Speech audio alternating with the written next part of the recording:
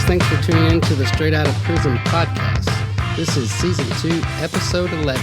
My name is James K. Jones, and this is my story. And I am Haley Jones, and this is his story that has now become a part of my story. So in the last episode, we talked about, prison transformation and how things were rocking and rolling with the honor dorm, how I realized, this was the plan for me all along. I'm supposed to be at Donaldson at West Jefferson in the worst prison in the state of Alabama because of what happened, the transformation with the honor dorm, and then, the prison commissioner coming in and saying this is too amazing. Like, we need one of these in every prison in the state of Alabama. And then Chris went home, and I missed him. But then Cover House became my roommate. Honor dorm is booming. We're working like dogs. I mean, you know how I am. I love having stuff to do, especially in that setting. It's a lot easier to pass your time when you have purpose and you're doing something than it is just to be locked up. Right. And it was just like I don't want to say glorious time because you're in prison, but it was just to be a part of something that kind of changed. And it was like the reach was expanding every day. We were reaching more people. People were getting it, and things were just changing rapidly. And it was so exciting to get to be a part of that.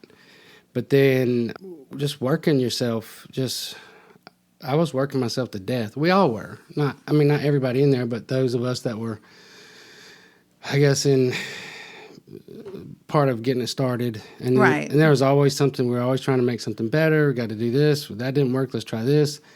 But at the same time, I was constantly annoyed with everybody. I was constantly offended, constantly just not in a good place. I mean, I had Jesus. I did all the things. I was leading Bible studies and teaching and doing all these small groups and all these things. But there was something wrong with me.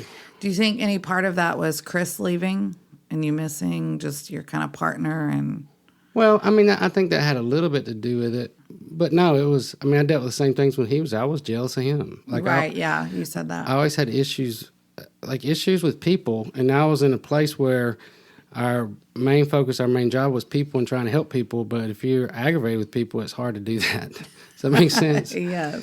And it was, I don't know, the results were incredible, but I was always frustrated with the process because it was, the Alabama Department of Corrections is corrupt. So you have the inmates that are corrupt, but then the police, the people that run it, they're corrupt as the inmates. So there was always this battle going on in the honor dorm. So remind me real quick just where you were in terms of your term, how long you had to be there, how long you had been there. Well, I had a 10-year sentence. Okay.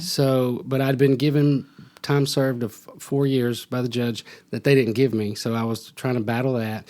And then I still had a pending case in Shelby County that we were trying to get resolved. Okay. But then I ended up in 1999, ended up getting a parole date for September.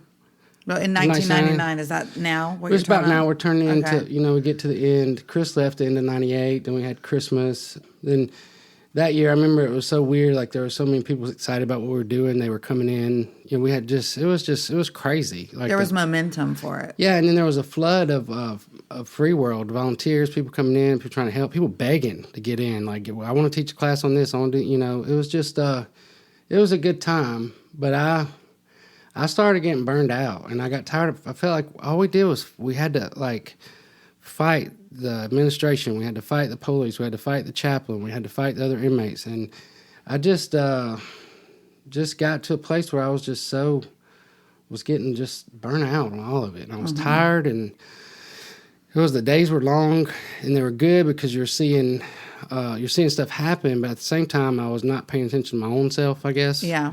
And, you can do that with any job. You start getting burned out.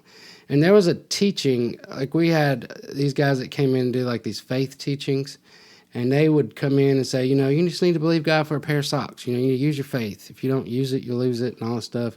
And they came in with this teaching out of the Bible and the Old Testament where it said if you write a vision, then it'll come to pass. And so they would encourage us, write your vision and pray over it and confess it and do all that stuff. And I thought, this is neat. Okay, but hold on. Write your vision. What? whatever you vision. want. Write down what you want So write what you want in life, and basically. believe God for it. Okay. And so I wrote, I want out of prison. Well, duh. I even put my date on it. My date, I've got that somewhere in my old Bible. It says August of 1998, get me out of prison. Really? Yeah, like, because they said, you have to be specific with God and you have to do all these things. And, Okay, hold on. You said August of 98. Yeah. That's when you were believing to get out of prison. And Yeah. when did you write that? What year? At the beginning of 98. Oh, at the When beginning. they came in there and started teaching all this. Okay. They came in there and started teaching all this stuff when we started the honor dorm. Okay. So I was trying to do what they said, but then I realized something ain't right with this. I mean, because if it was going to work, but then it worked for Chris. Like, he did that. He did his faith thing. But I finally got frustrated with that, and I was like, I don't think this is what I'm supposed to be doing. And I was reading that scripture one day, and it just like a light bulb came on in my head. It's in the book of Habakkuk where he said, write the vision, make it plain, and then, it'll come to pass. Surely it will come to pass. But I realized when I was reading that, he wasn't writing what he wanted. In the beginning, it said he was seeking God and asking him to give him a vision, and then he wrote it down. And I was like, oh, okay. Now it makes sense. Like, maybe they weren't teaching it that way, but that's what they were saying, write what you want. And you don't tell inmates, with criminal thinking, write what you want, because, you're going to want a Rolls Royce and get out of prison and have a supermodel for a wife. Yeah, I could write a lot of things that I want. But. Yeah. So, but I got to that clarity. It was where it was like, you don't write what you want. You ask me, and I'll tell you what to write. And so I went to Jesus, and I was like, I want to write a vision. And he told me he would give me one if I got quiet and spent some time with him. And I did, and it was not what I wanted to write. It was about me. It was about my insecurities, my issues, him wanting me to be whole, him wanting me to love people and trust, and, all these things. And I was like, that ain't really what I was looking for. Looking for the Rolls Royce. I just want to get out of prison. That's what I want. And I remember right after that, I kind of had like a breakdown, like I fell apart. Like I just couldn't take the pressure of what we were doing anymore. And there was this little kid, his name was Tag. He was one of the kids that we helped rescue that was in the honor dorm. And I was in there talking to him about Jesus. And he told me, he said, James, I had an experience with Jesus about a month ago. And I have him. And I'm reading my Bible and I'm praying, I'm doing all things. But I will never be a part of what y'all are doing. And I said, why? And he said, because every night all your little Christian brothers are in here talking about you to my roommate. And I can't be a part of, I can't be a part of that. Like they were gossiping. Yeah, but what ended up happening, they were coming against me because I was leading the teaching part, and everybody wanted to do other stuff. And it was, I tried, like, go ahead, if you feel like that, but then it would be awful what they would try to teach. Like, it was just, I don't know, I couldn't explain, but I had like a breakdown that night. And I got a pack of Bugler. That's in prison they had Cadillac cigarettes were like cigarettes that you smoke that are already made. But then Bugler was called Rip. It's something you roll up. Okay. Like you just put tobacco in. And I rolled the biggest cigarette, because I didn't smoke anymore. Yeah. But I rolled the biggest cigarette that I could roll that night, and I stood in the door. Was it more like a cigar? It was huge. And just smoked it in front of all the Christian brothers that were talking about me. But no, it was like there's something rebellious in me. That is so you, I have to say. Well, I wanted to prove, but they were like, because there were a lot of them, they started getting real religious, some of them. And then we got a lot of the religious ones in there. They were like, brother, you're a man of God. And I was like, yeah, and Jesus still loves me. I can smoke a cigarette and he still loves me. And I remember, but it was just like I'm just like seeing this visual of you standing in the doorway of all these people you've been teaching Bible study to, hearing that they like did something or said something about you, and you're just like in your face. Light up. But what ended up happening after that, like then I felt guilty. I felt all the condemnation, maybe the thing wasn't real. And that was when Steve came and he said, I told you. Steve was the mentor guy that came in. Steve Longenecker. Yeah, oh yeah. And he had helped me with Brother Johnny. I helped remember the older black guy. Right. And he said, I'm coming in here twice a week, and I'm here to help y'all, and I want to help you, but you're going to have to, like, sit down and do counseling with me, and I can help you through these issues. And so I was like, I'm not really into the psychology stuff. I don't really care about all that. But I felt like I was supposed to go sit down with him at least one time. Mm-hmm. And so I made an appointment with him. He would meet with us in the library. So it wasn't totally private, but you could talk and be private. Right. Does that make sense? Mm-hmm. But then when he was in there with somebody, we would put chairs, like, don't go in there, he's meeting somebody. And I started meeting with him every Tuesday and every Thursday for the rest of my time that I was there.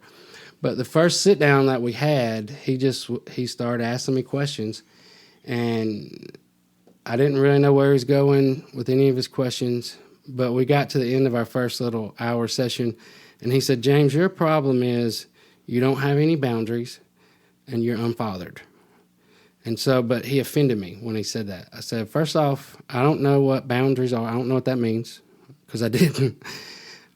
I don't even know what you're talking about, boundaries. And then it's offensive for you to say that I'm unfathered. I have a daddy. I have a daddy. I'm James Keith Jones Jr. My daddy's James Keith Jones Sr. And he said, let me tell you about my dad. And he started talking about his dad and all the things that his dad meant to him, the things that his dad taught him. And he said, now, tell me about your dad. And I couldn't. There was nothing. I had to, it was very humbling and, almost unloyal, but I had to admit, he's right. But I didn't know, once you admit that, what do you do with it? Right. And I didn't want, this psychological mumbo-jumbo stuff. I didn't want all, I've got issues because my daddy didn't change my diaper, stuff like that. So I was real defensive with him at first, and I left out of there, and I told Cover House, I ain't never meeting with that dude again. I don't even like him. But then... You didn't like him from the beginning. I didn't. And then that Thursday, he set up a standing appointment. I didn't have to go. It was voluntary. Right. But I felt cut up on the inside for 4 or 5 months. And every time I met with him, I would say, I'm not meeting with him again. And then I would know that I was supposed to. Does that make sense? Yeah. And it was somewhere during the first month or so when I started meeting with him. And I was being honest with him. I was being vulnerable, bearing my soul to him.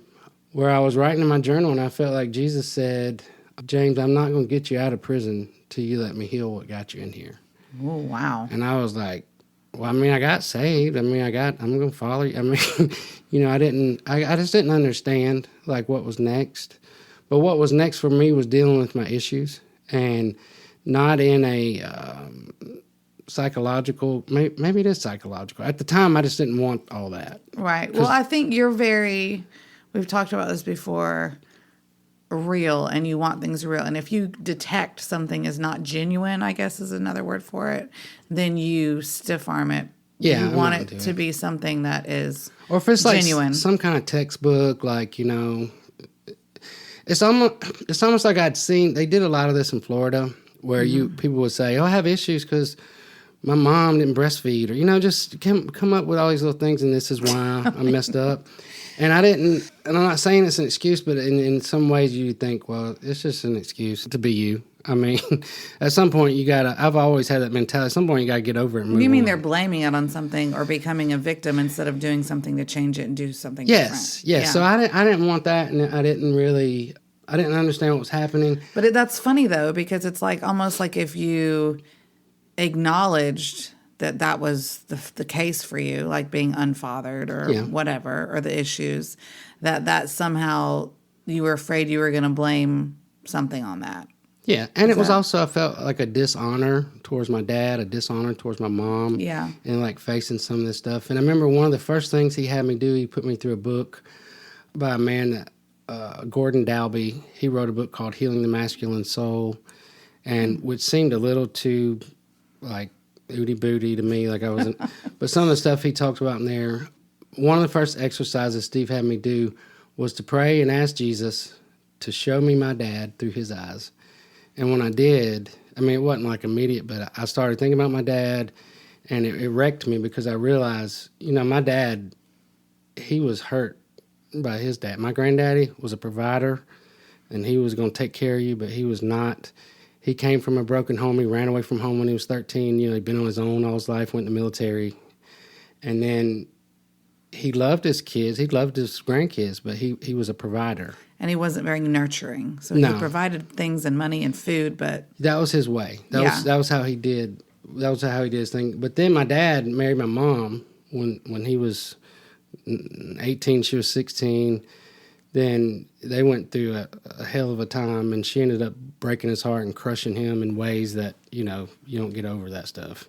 And so I started realizing all that. And then Steve would want you to come and face, like he called them like family secrets and stuff like that. Like, you don't have to tell everybody your secrets, but you have to tell somebody your secrets. Yeah. Because it's like you can only be as free as you are vulnerable. And you don't have to tell everybody, but you have to tell somebody. Yes. So we went through a process of that for a few months. And then it all kind of happened for me where I was in this season of 2 or 3 months of dealing with this and talking to Steve, and he would give me exercises, and I would write in my journal. And so you were actually sharing these family secrets with him. You were sharing... Just with him. Yeah, things that... I wasn't sharing to everybody, but I was sharing with Steve. Right. I mean, one family secret... maybe it's going to be in one of the future episodes, is that my dad is not my biological father. I found that out when I was 17. Right. So James Keith Sr. is not your dad, and you are James Keith Jones Jr. He is my dad, but he's not your biological dad. He's not my biological father. Him and my mom split up when he was in the Air Force out in Colorado.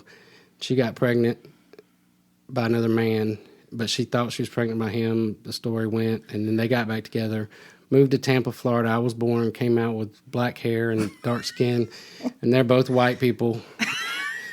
And then all my life they were hollering Indian. We got Cherokee and Creek and Choctaw and all stuff, and I never understood that. But when I was 17, I found out that he was not. That it was true, that there was somebody else that was my biological father. Okay, this is honestly, y'all stay tuned for this story because it is, in a later episode, because it's one of my favorite stories It's a great story. A redemption story and just like insane. But we'll come back to that. So but that it was part of my issues because my dad was the only one that would tell me the truth about it. And I asked him, "Did you ever meet him?" And he was like, "Well, I met him one time." I said, "Well, what did he look like?" And he said, "Well, he was short and greasy." And so I always had issues because I'm... greasy meaning like black hair, not white. So I always had issues feel like I'm short and greasy because I'm short. I'm not greasy. So this is one of the examples of the family secrets that you just shared with him. One that came out, and then specific. He started off very general, and it was not a rushed process. It was almost like planting a garden. He was like, "We're just going to keep going," and there was something about Steve, though. He's the most gentle man, even to this day. He's the most gentle man that I know. He is, the way he would pray for me and talk to me and talk me through issues and, help me process and, genuinely help me. Which it sounds like you probably needed that because I love what you said earlier about that for 6 or 7 months you felt cut up inside. I did. Because I feel like that really helps, me understand, how it was making you feel. So... It was neat that you had someone gentle that could kind of... It was like I went in there twice a week and he did some kind of surgery on me. And it wasn't a physical feeling, but it was emotional and mental. And, it was that stuff on the inside and just dealing with the stuff. And then, but I would get real paranoid with him because I'd be I would see him on Tuesdays, I'd see him on Thursdays, and then I wouldn't see him. Usually around the weekend, I'd start getting paranoid, thinking, I'm telling this dude all my stuff. What if he's telling everybody? And I would get, mad at him, angry at him, and then he would confront my behavior. Why would you get mad and angry at him? I would just make up reasons I was trying to find a reason to stop this. Because you felt vulnerable? Yeah, I didn't like it. Yeah. I'd never felt like that before, and I was trying to find a way to stop it, even though I felt like I was supposed to do it. Mm-hmm. And I never stopped. I kept doing it. But then there was a weekend, really it was one of the most life-changing weekends of my life besides when I came to Jesus, where it was like a Friday afternoon, and I said in the last episode, Joyce Meyer sent us all her materials. Yes, that was cool. So she sent us over 1,000 hours of tapes, CDs, books, syllabuses, and I had been going for like the good stuff, like faith and, grace and, all that stuff. But she had this whole package called emotional healing. And I didn't look at any of that stuff because I felt like I don't need any of that stuff. Like we're men in prison. We don't need, that's for girls need emotional healing. We don't need emotional healing. Oh my gosh. But the way it was set up in the honor dorm, I was over all the teaching stuff. So I got to keep all the materials in my cell and the players and all that stuff. Right. So I was in my cell. We would put the stuff out for like 8 hours a day, and then we'd put it up because you couldn't leave stuff out like that because people would mess with it, or just how we did it. But you were in prison after all, yeah. But I kept it in my cell. But I had a weekend where I felt like it was the weirdest. Like I felt like Jesus said, "Look, it's time to deal," and I was like, "I'm dealing. What am I doing? I'm going and talking to Steve, doing all this stuff," and I looked at the emotional healing stuff that she had, and it was like this thing of beauty. God will give you beauty for ashes, but you got to give him the ashes first before he gives you the beauty. And it was subjects like rejection. I think she called it a root of rejection, and then shame and guilt and condemnation and just all this like stuff that I felt like I don't need any of that. I don't need that. But I was reading in the Bible in the book of John where Jesus said that when he leaves, that he's going to send the Spirit of truth. And there was one scripture in particular that jumped out at me, and he said, and the Spirit of truth will guide you into all truth. And I felt like he was saying, it's time for you to face this stuff. Like, I'm here, my Spirit is here, and I'm with you. If you'll just walk through this process, then there's something better on the other side. And I didn't want to deal with it. But I actually argued. It was just, I think it was a Kairos weekend, so I didn't have a cell partner that weekend because Coverhouse was he was a chapel runner, so when there was a Kairos weekend, he'd be out there all weekend. Yeah. And it was just very clear. I just want you to sit down and start looking at some of the stuff she's got. And it wasn't like great details. It was just she was telling her story of being abused by her father. Mm-hmm. And I got interested in it because she started talking about how she had an experience with Jesus, got married, had kids, but then she had all these issues. Like she was, crazy person when nobody wasn't looking. Right. And in her head, and then how God just brought her through the process of dealing with every issue one by one and how he set her free. And I wanted that. But at the same time, like it was the stuff that Steve was talking to me about and this Joyce Meyer stuff, it was like touching on things inside of me that hurt. Like, I don't want to think about any of this. I don't want to face this. If it hurts, it can't be God, That was my theology. Mm-hmm. But it was that weekend where he said, it hurts, but it's like pulling a tooth. It hurts coming out, but it's healing on the other side. So this is what we need to do. Well, it's similar to you saying you felt like you were having a little surgery every time you sat down with Steve. I mean, it's similar. It was. But analogy. This weekend, it was like 3 full days. I don't even think I left my cell. Like I went through all of her stuff. I faced the fact that I did have issues with rejection. I was rejected by my dad. I was rejected by my stepdad. I was rejected in school. I was rejected in sports. I was rejected, and you start building up these defenses. Right. And then the shame thing, I didn't really understand what that meant, but like she taught me that like you feel guilty about something you did wrong, like because of something you did.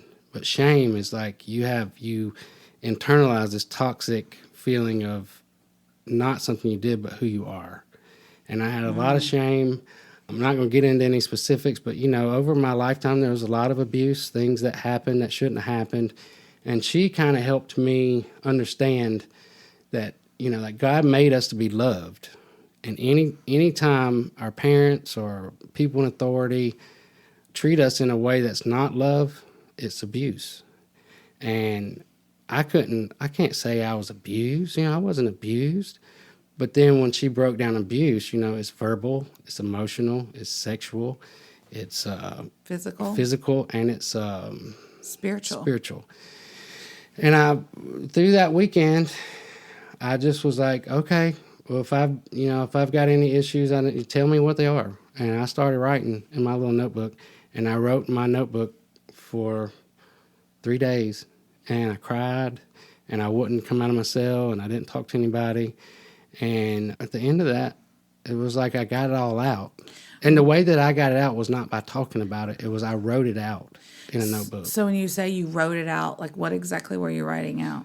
Specific issues, things that happened. You know, there were some older boys that did some things to me when I was young in my family. There were things I saw with my mom and some of her. So you basically just unloaded it in the notebook. In the notebook. Yeah. Yeah. And then, but that was all I knew to do. And nobody told me to do the notebook. I think she was saying you're supposed to talk to somebody, but I didn't have anybody. The only person I trusted was Steve. And I didn't have anybody to talk to, and it was like, Jesus was like, no, we're doing this now. This is what we're doing this weekend. And I got it all out. I literally got it all out. It was like a unloading, but it was a facing truth is what it was. It was facing it and dealing with it and allowing him to heal me and put me back together. And he did. And it was a process, and it's still a process. You know, every stage of life, you know, I got married. I started dealing with issues. I had kids. You know, when Lou was born, I had to deal with some issues. The boys were born. I had to deal with some issues. Like every stage of life, that God is always like taking you, making you better, healing you, and dealing with emotions. And well, let's pause because I want to like sit there one minute when you said you unloaded it, you got it all out in the notebook, and then you said, and then he healed me from it. But what did that feel like when you got done writing? Like, take me to your cell, I guess, when you feel like, okay, it's all out now in this notebook. Like, how did you feel? I felt light. I felt, I still struggle with the stuff like with my mom and my dad, like being honest about, because you feel disloyal. And, you know, I'm from the South. So what makes you feel disloyal? Because I'm like talking about them. Even though you weren't really talking, you were just writing in a notebook. Yeah, but I was going to give the notebook to Steve. Okay. I didn't keep the notebook. I don't ever want to read that stuff again. Yeah. And I did. I gave it to Steve on Tuesday. And then there was a part of that where I was like, well, why didn't I do that with Steve? Like, why didn't I, why not? I was just like trying to figure it out. And I felt like Jesus was like, because I'm your person. Steve is one of my people. And he's here to help you, but I'm your healer. You come to me. I'm God. I'm Jesus. I'm the one that's going to heal you. And it was like being reborn. I can't explain it. Wow. The other part of that process. I don't know why it's making me cry. No, it was crazy. I would go and just walk around. It was like I had a new lens. Like it was, I could see different. It was freedom. I was free. And it was all these things that were holding me back. And I remember that Wednesday going out to the Kairos people would come on Wednesdays. We had a little small group. And I was just so free, so alive. And I felt like I was like alive fully for the first time. And my friend Marvin Carnes that I met on the Kairos weekend, he was out there. And he was like, James, what are you talking about? Like, you're in prison. Like, how can you even... Like his reaction was what were you saying to him when he said that? Like that I had this experience where I dealt with something. I mean, I didn't tell any details. Right. But that, I felt like this, if you keep following Jesus, he's going to keep healing you. He's going to keep getting you where you need to be as long as you are still like how it started. I give up, come in, have your way, do what you want to do. You're God, I'm not. Do your thing. And this was my time where he wanted to deal with my issues that were holding me. And these were issues that were holding me back to where, like, I was wanting to fight people. I was wanting to, I was talking crazy to people. I was getting aggravated and I was miserable. I was depressed. It was crazy. I don't know if now is the time you want to share this, but you've shared with me in the past. And it sounds like it might be around this time, but when you had the vision or saw yourself as a little boy. We can talk about that now, I guess. I mean, because I feel like it goes right into what you're saying, just kind of getting freedom and healing. Do you want to share that? I can. It's weird. I don't want people to think I'm crazy. But it was during this time, I mean, I was sincerely seeking God. I didn't have anything to hide from him. I feel like he knew everything anyways. But I would get in these little things where I would hurt somebody's feelings or make them cry, or I'd say something, usual stuff. And I was praying, and I was in the cell by myself, and I just said, Jesus, what's the matter with me? What is the matter with me? And he gave me a vision of a little boy, and I knew the little boy was me. It was like 5 or 6 year old, and he had holes in him, all through him. And he said, "The problem, this is your problem, but I can fill those holes." What did those holes represent, do you think? Just my life, the things that I've been through, my life, the hurt, the pain, life abuse, experiences, things that maybe up until that time I'd never told anybody, things that happened, things I did, things that were done to me, but that he wanted me to be whole. And it was, it might have been like 3 or 4 days after that, I was praying again, like, whatever you want to do it. I'm here. I ain't got nowhere else to be. Is this after the notebook thing? Yeah. Okay. I had another vision, and it's crazy. I haven't had anything. This has been 20-something years ago. I've never had that like that again.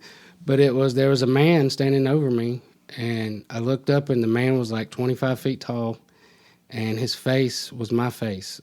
And he said, "I'm your father. I want to be your father. I'm God. I want to be your father, if you'll be my son." And I was like, okay, this is a little too weird. But I don't think he wasn't saying that. It was like a way for me to understand that God of the universe that created everything sent his son to pay for everything I've ever done and everything ever done to me. And through that, because of what Jesus did, his crucifixion, being murdered on the cross, dying, being buried, and being raised again, that he can take me to the Father and that I can become a son of God. And that didn't make any sense to my mind. And the vision, I think God speaks to everybody in different ways for them to understand. I got it when I saw the face was my face, was that he was my father and I was his son. And it totally changed something in me. It's almost like I felt like a weight dropped on me, that I was going to be okay, and that somehow, I didn't understand it with my mind, but that God wants to be my father. Like, it doesn't matter who my biological father is. It doesn't matter that my legal father never wanted me. And it was crazy. Did you see, because before, I think you told me you saw those holes fill in. That was after that. Oh, okay. He said he wanted to fill the holes. Yeah. Actually, he said, I'm the only one that can fill those holes. And we do. When we have issues, we all have holes. We fill them with other things. We fill them with drugs. We fill them with money. We fill them with alcohol. We fill them with, power and... Or even like toxic relationships. Oh, yeah, that's the worst. Those are the worst. Because you're seeking to get something from someone else or a thing, something that only God can give you. And he wants to give it to us. He wants us to be free. And it transformed my life. It transformed my life. It transformed my mind. And, maybe when we're talking about doing a companion podcast to this where we just do like a teaching, some of the stuff that I learned, this will definitely be... I actually wrote an article on this. I called it Facing Truth and sent it in to somebody. And they sent it back and said, "No, we don't want that." This was when I was in prison, my first rejection. No. All the guys were like, "Oh, James got his first rejection letter," and then, but it was just part of the process. But this when you start talking about dealing with issues, it's deep. And so, real quick, for those that might wonder, and I wonder, you said this vision. Were you asleep or awake? I was awake. Okay. So it was when you were praying and you just kind of saw that, like a daydream, I guess, kind of. Well, no, I had my eyes closed. Yeah. I was praying, but I saw it. I saw myself with holes, and then I saw him as my father standing over me saying, if you'll just let me, I'll be your father. And he has proved that over the last 20 plus years, but it's not like a ooty booty type thing, but it's just dealing with issues. And it was during that season that God, he just like swooped in and put me back together. And it was crazy because I'm still in prison. The honor dorm is doing good, but still, you're still in prison. I was more alive than I'd ever been in my life. And it gave me like hope for the future. And I stopped worrying about getting out of prison. I knew I was going to get out of prison when I was supposed to. Right. And after that, I did something. I don't even know how we came up with this. Like, I wrote some of this out, like in a study thing, And I had a friend, Terry Bush, he worked out at the Chaplain, and he had a computer. And so I would write out these lessons, and he would type them out for me, bring them back to me, and make copies for me. So the first ones I wrote out were on, like, dealing with issues, and they just went they went through the whole prison. And then there was Joyce Meyer had like 4 teachings on guilt and condemnation, and why, that Jesus wants to set us free from feeling guilty. Like, he came to free us. And if we mess up, we just need to confess our sin. Like, I messed up, forgive me, help me do better, move on. Yeah. Like the freedom, but she like did this detailed, just trying not to try and just trusting, and 7 things that guilt and condemnation will bring you. And I put them into these little, I still have those. We sent them throughout the whole prison. They were doing Bible studies all over the prison with those 4. I think I did like 10, but those 4 were the ones that like stuck. Like everybody was doing the small groups with the guilt and condemnation in every part of the prison. I was sending them home. I was sending them to my cousin Lisa. I was sending them to my granny. Like, I just, don't trust me. Just get a Bible and read it and look at this. You don't have to stay stuck. You wanted that for other people. Oh yeah. But what ended up happening after that, I didn't ever tell my story, like, because they used to let us speak like at certain things or tell, especially in the honor dorm, because we coordinated all that stuff. So if we didn't have a free will person coming in, we would do it. Share a testimony, yeah. maybe? Yeah. So I never really got where I did it like openly and publicly, other than the grace and the guilt and all that stuff. But I started telling my story of what happened to me in small groups of men, like 2 or 3. And it was just, it's crazy, the stories that flooded out after that. Just wow. flooding, just guys. From other people. Yes, like one guy telling me, that his earliest memory was getting molested by his neighbor, and, and how he had never told anybody that. And then just the freedom. We were experiencing freedom at Donaldson Correctional Institution in a way that I've not seen it since. And it may just been because we were all there, and it was like God was just breathing there, and we were all desperate. But there was we did one of these little small groups, and there was a little kid that had been in the honor dorm for like 2 weeks. And he was like, I got to give y'all something. And he ran up to his cell, and he came back, and he had all of his pornography. He brought it down, and he was like, I don't want this anymore. I want to be free. And it was just weird. It was just weird. It was like, just God was moving, and people were getting healed, and people were getting out of prison, and people were getting set free. And I was just in an amazing place. And golly. So you went from a very low place to the freest place you've ever been. Well, I always say, we think we got ourselves together. Like, we got it. I got this. I'm good. But usually when you say that, it means that you don't. Yeah. And I learned that in working with guys at the Foundry. Like, when you think you got all together and you have all the answers, and that's usually a good sign that you don't. And there's actually a scripture in one of Paul's letters where he says, if you think you're standing so strong, you need to be careful, because that means you're fixing to fall. Like, so we all need to approach stuff like this, like in the spirit of humility. And, I know the work that God's done in my life. I know I've seen the miracles, the then and since then, but I always have to stay, stand back and be humble. Right. And know that, this ain't about me, it's about him.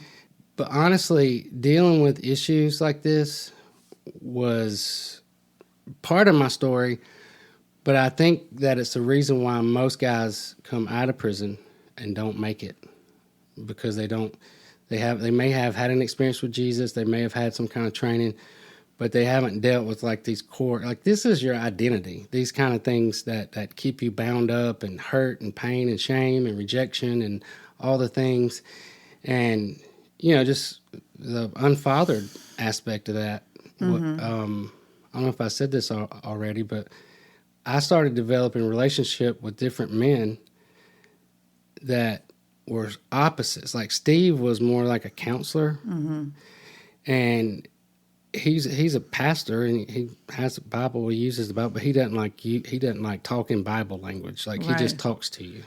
Right. Like one-on-one. a conversation. Yeah, he's more like a counselor. Right. And he's good at like strategy, and he was a mentor. But then God sent me like Marvin. He was a person that was like a father to me, but in a different way, because he was more like real. Like, this is what we're going to do. Then he's, the World Victory Church guys came in, and there was a guy, one of the associate pastors there, his name was Tommy. He became like a different aspect of a father. And it was crazy, like towards the end of this, like Steve helped me see it. Like, you got like 7 men that love you, that you love, that you're getting different things from them. And that you respected. And I did for different reasons, yeah. But that I would have got from my daddy if he had been present in my life. Like, my dad would have been my person. But now God was not going to give me another daddy because he wanted to be my daddy. Like my Father in heaven. Right. But he gave me these people, these men, that were giving me different aspects, like helping me grow up and become a man. But out of all of them, Steve had the most influence because he was like my anchor. Well, it's like he helped you see what you just said. He was able to see what was happening and kind of like... And it was amazing. Yeah, show you what was happening. Yeah. And I was able to, help other people, start that process. And there's a story, I always go back to this when I think about the importance of being a daddy. We were just in church just this past Sunday where they gave a statistic on, like, if mama comes to Jesus, then there's an 18% chance that the rest of the family is going to follow. If the kids come, there's a 23% chance. But if daddy has an experience with Jesus in a family, there's like a 94%. Yeah, 92. But over 90%. A lot higher than the others. Probability that the rest of the family is going to follow. So daddies are important. Yeah. But in our culture and in our world, I came into the world during the 70s. That was after the 60s and the sexual revolution and all the things. That was when men became not important. And families started falling apart. My family fell apart. Like, I never... But there was a story of a prison chaplain that started out in prison, and one of the things they do in all the prison chaplains is to get people in there is they offer things like books and Bibles and cards. So you can't buy cards when you're in prison. Like if your mom was having Mother's Day or birthday, Father's Day, all that stuff. Yeah. So her first time that she was in there, she bought... There was like 1,000 people at the camp. She bought 1,500 Mother's Day cards, and they were all gone. She ran out. Mother's Day, they got the cards. So Father's Day comes, like 2 months after Mother's Day? This was her first year. She ordered 2,000 Father's Day cards because she thought, with all these Mother's Day cards, they're gone. Now we're going to Father's Day. Guess how many Father's Day cards got taken? How? None. 0. Whoa. And these are inmates in prison. It's like... Wow. And that just...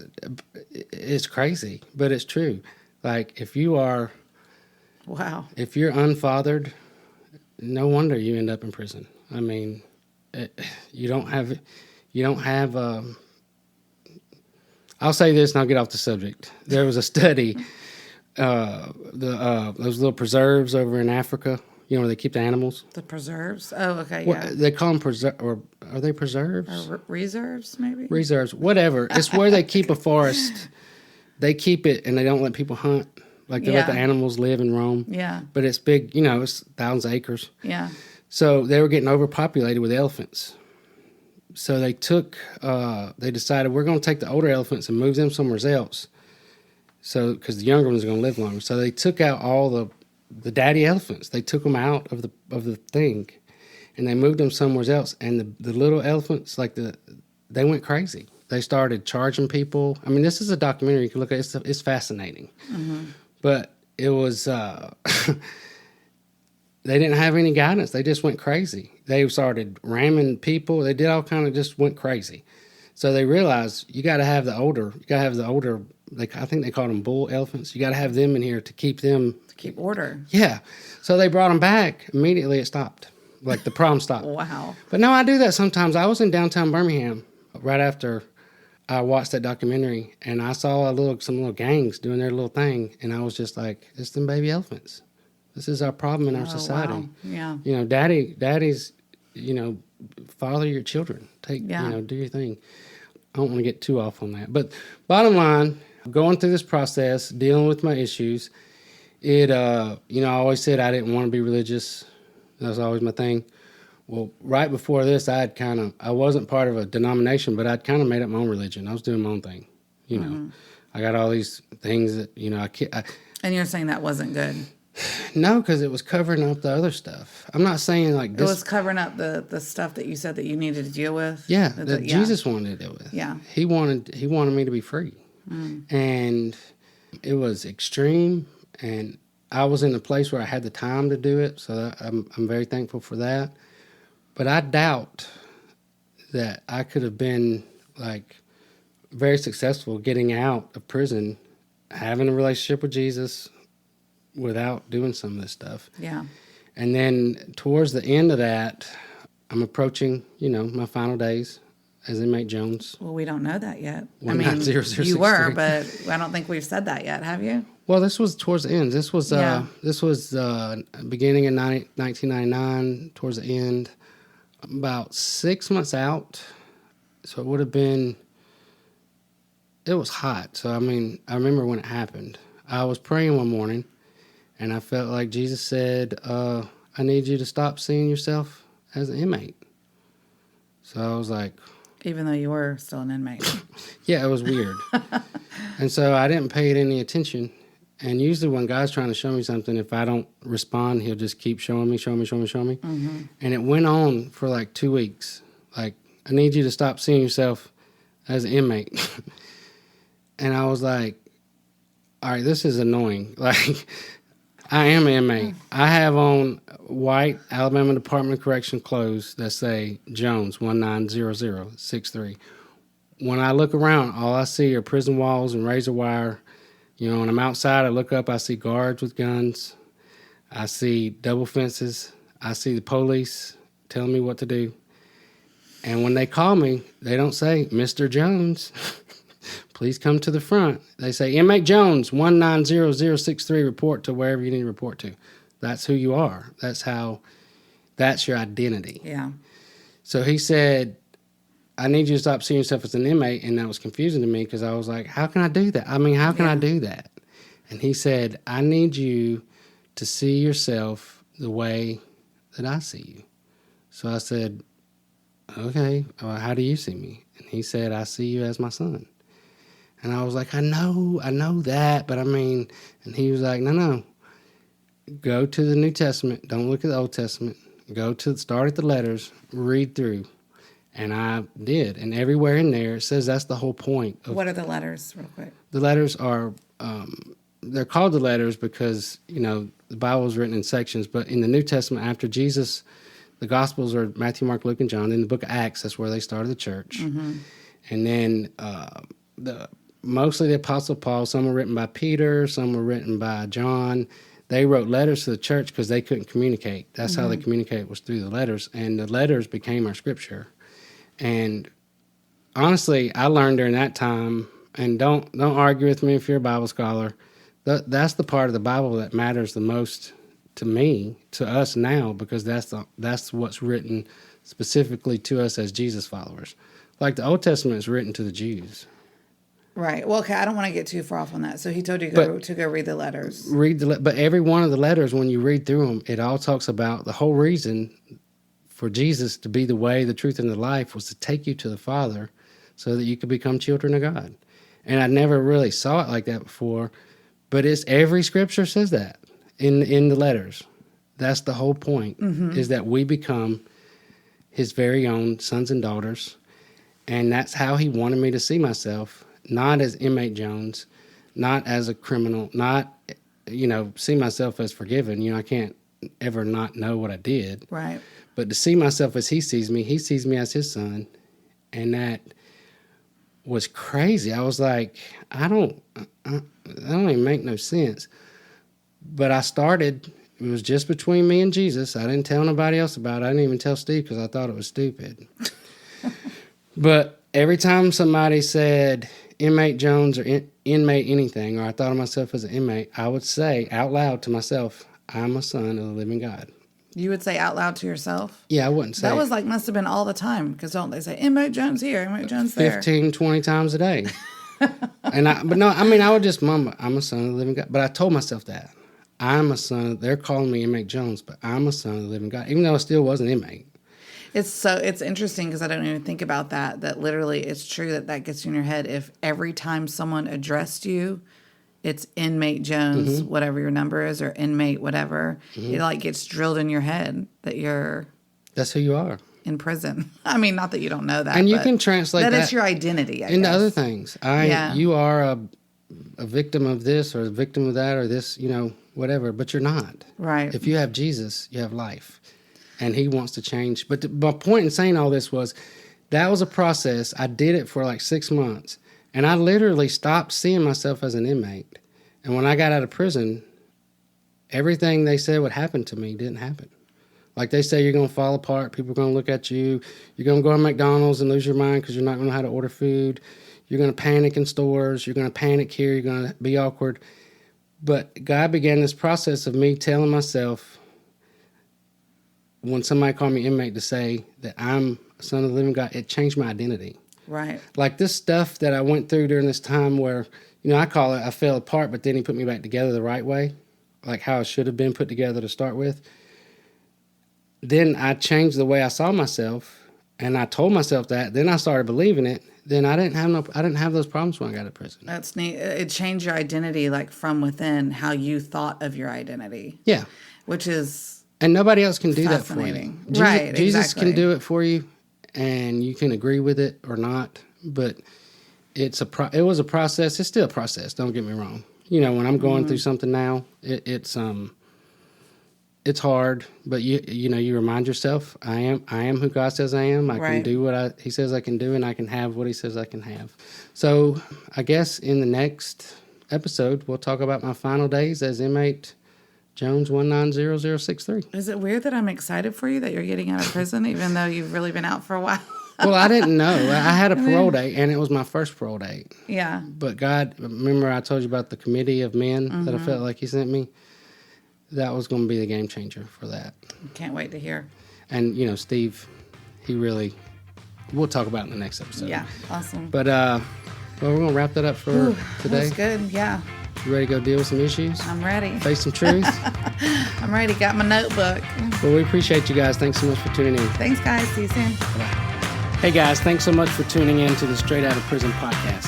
For more exclusive content, head over to our website, teamjones.co/podcast. Yes, you can subscribe by clicking on the Become a Patron button, and that's going to get you access to our For Real Reel, which is very different than the highlight reel. Some very juicy content there. Good stuff. Or you can look us up on Facebook and Instagram, Straight Outta Prison Podcast. Yes, that takes the story to a whole new level where you can see some of the people that James talks about in his story and see some of the places that he's been. I've been loving it, and you will too. Prison recipes. Yeah, all the things. Good stuff. We'll see you soon, guys. Thanks. Bye. Bye-bye.